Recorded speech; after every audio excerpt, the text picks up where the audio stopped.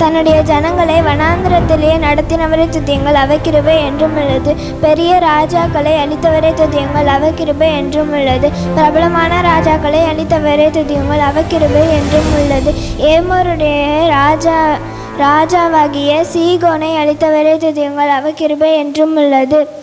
பாசானின் ராஜாவாகிய ஓகை அளித்தவரை துதியுங்கள், அவர் கிருபை என்றும் உள்ளது. ஆமேன்.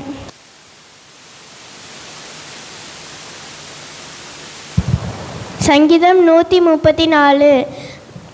இதோ ராக்காலங்களில் கர்த்தருடைய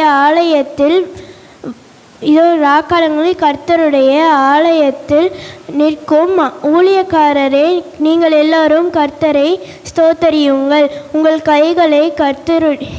கைகளை பரிசுத்த ஸ்தலத்திற்கு நேராக எடுத்து கர்த்தரை ஸ்தோத்தரியுங்கள். வானத்தையும் பூமியையும்